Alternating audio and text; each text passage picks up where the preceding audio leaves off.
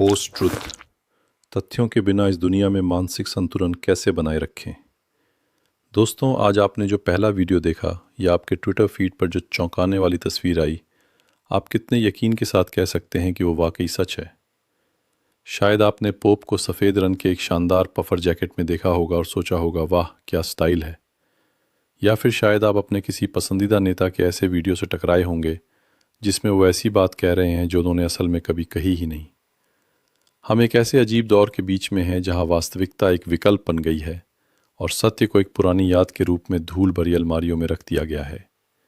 आपका स्वागत है, ये ब्लू ग्लास है और आज हम इस बारे में बात करेंगे कि पोस्ट ट्रुथ यानी सत्य उत्तर के इस धुंधले जंगल में अपने मानसिक संतुलन को खोए बिना कैसे जीवित रहा जाए। सबसे पहले आइए इस शब्द को स्पष्ट करें।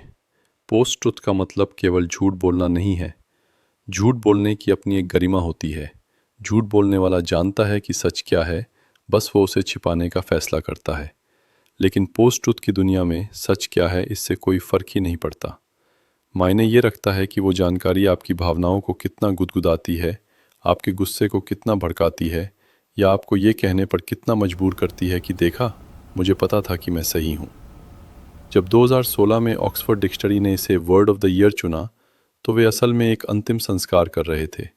वस्तुनिष्ठ सत्य, ऑब्जेक्टिव ट्रूथ का अंतिम संस्कार। अब तथ्यों का नहीं बल्कि अनुभूतियों, परसेप्शंस का शासन है। तो हज़ारों सालों की वैज्ञानिक प्रगति के बाद हम व्हाट्सएप ग्रुपों में फैलने वाले नींबू पानी कैंसर को ख़त्म करता है जैसे बकवास के सामने कैसे हार गए। वैज्ञानिक रूप से देखें तो अपराधी को बहुत दूर मत खोजिए, वो यहीं आपकी भौहों के पीछे मांस के उस टुकड़े में छिपा है, आपका दिमाग।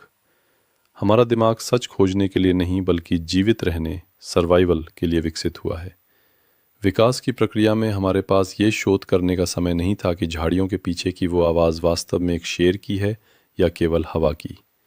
जो लोग शक करके भाग गए वे जीवित रहें। इसीलिए हमारा दिमाग शॉर्टकट पसंद करता है। हम इन्हें संज्ञानात्मक पूर्वाग्रह, कॉग्निटिव बायसेस कहते हैं। उदाहरण के लिए पुष्टि पूर्वाग्रह, कन्फर्मेशन बायस एक बड़ी मुसीबत है। जब हम कोई ऐसी चीज़ देखते हैं जो हमारे विचारों का समर्थन करती है तो हमारा दिमाग डोपामाइन छोड़ता है और कहता है यही है। लेकिन जब हम कुछ ऐसा देखते हैं जो हमारे विचारों के विपरीत है तो हमारा दिमाग ऐसे प्रतिक्रिया करता है जैसे उसे शारीरिक दर्द हो रहा हो। दूसरे शब्दों में, पोस्ट ट्रुथ हमारे दिमाग का एक डिज़ाइन फ्लॉ है और तकनीक ने इस कमज़ोरी का बाजारीकरण कर दिया है। एल्गोरिदम हमें हमसे बेहतर जानते हैं। उन्हें पता है कि आपको किस समय गुस्सा आता है, आप किस तरह की सुर्खियों पर क्लिक करते हैं और कौन से रंग आपको स्क्रीन से चिपकाए रखते हैं। परिणाम, इको चेम्बर्स। हर कोई डिजिटल कोशिकाओं में कैद है जहां उनकी अपनी ही बातें उन्हें वापस सुनाई जाती हैं और दूसरी तरफ के लोगों को मूर्ख या बुरा दिखाया जाता है। भौतिक दुनिया में जब आप किसी चीज़ से टकराते हैं तो दर्द होता है और आपको पता चलता है कि वो सच है। लेकिन डिजिटल दुनिया में हम किसी चीज़ से नहीं टकराते। एल्गोरिदम हमारे लिए सभी कोनों को फोम से ढक देता है। सब कुछ वैसा ही है जैसा हम देखना चाहते हैं। कुछ समय बाद ये हमें एपिस्टेमिक निहिलिज्म की ओर ले जाता है। सब कुछ वैसे भी झूठ है, किसी भी चीज़ पर भरोसा नहीं किया जा सकता। ठीक इसी समय खतरे की घंटी बजनी शुरू होती है। सत्य का खो जाना केवल एक दार्शनिक बहस नहीं है, यह एक सीधा मानसिक स्वास्थ्य संकट है। मानव मन खड़े होने के लिए एक ठोस ज़मीन तलाशता है। यदि आप एक ऐसी दुनिया में हाई अलर्ट की निरंतर स्थिति में रहते हैं जहां सब कुछ नकली हो सकता है, जहां वीडियो एआई जनरेटेड हैं और खबरें हेरफेर की गई हैं, तो चिकित्सा विज्ञान में हम इसे क्रॉनिक एंग्जाइटी, पुराना तनाव कहते हैं। जिस व्यक्ति की वास्तविकता की धारणा विकृत हो जाती है उसे ऐसा लगता है जैसे वह किसी खाई के किनारे पर चल रहा हो। अंततः दिमाग इस भार को सहन नहीं कर पाता और हार मान लेता है। ठीक है, कोई कुछ भी कहे, मैं केवल अपने कबीले की बात मानूंगा।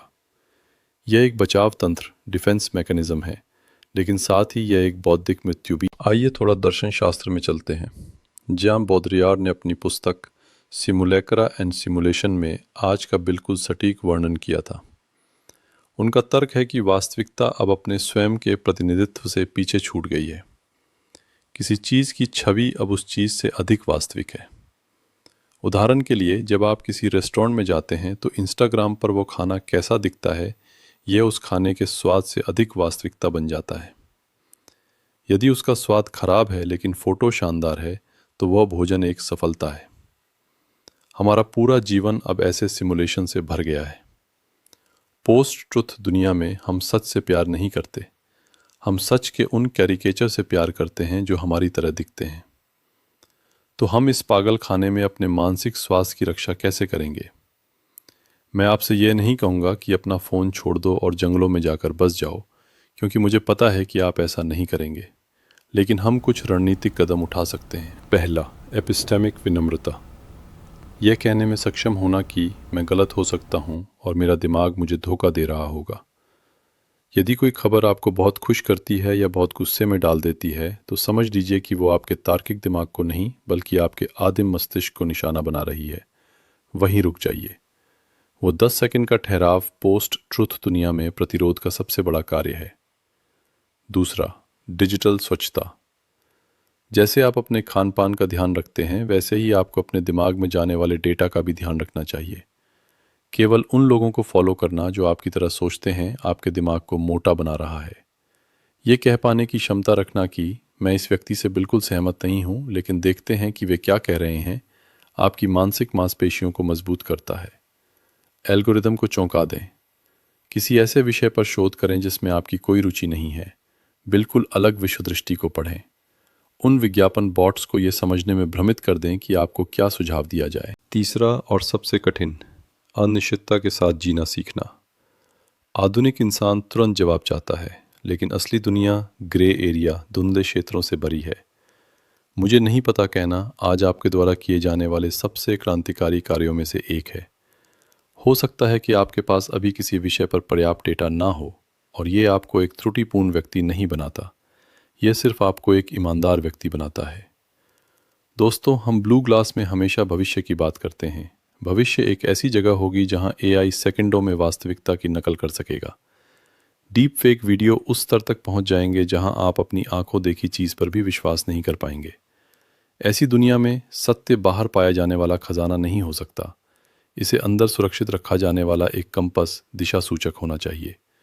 वैज्ञानिक संदेहवाद, स्केप्टिसिज्म को दार्शनिक गहराई के साथ जोड़ना अब केवल एक शौक नहीं है, ये जीवित रहने का एक हुनर है। और आइए हास्य को न भूलें। कभी कभी आपको बेतुकेपन की इन श्रृंखलाओं पर बस हंसना पड़ता है, क्योंकि बेतुकापन पोस्ट ट्रुथ का सबसे बड़ा दुश्मन है। उन सूचना योद्धाओं के खिलाफ जो हर चीज़ को बहुत गंभीरता से लेते हैं और अपने पूर्ण सत्य को दूसरों पर थोपते हैं, आपका सबसे बड़ा हथियार थोड़ा सा कटाक्ष और वो हल्की सी मुस्कान है जो कहती है, सच में।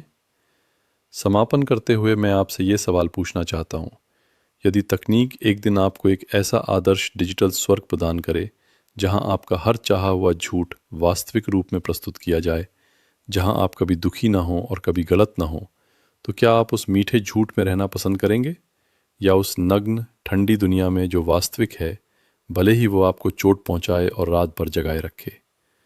वास्तविकता कभी कभी दर्द देती है, लेकिन कम से कम आपको महसूस होता है कि आपके पैरों के नीचे ज़मीन है। वैसे क्या आप अभी भी निश्चित हैं कि जिस पर आप खड़े हैं वो वास्तव में ज़मीन है? अगले एपिसोड में मिलते हैं सिमुलेशन की अन्य परतों में।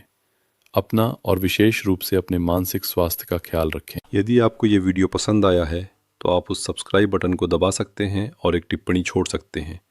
फिर मिलते हैं।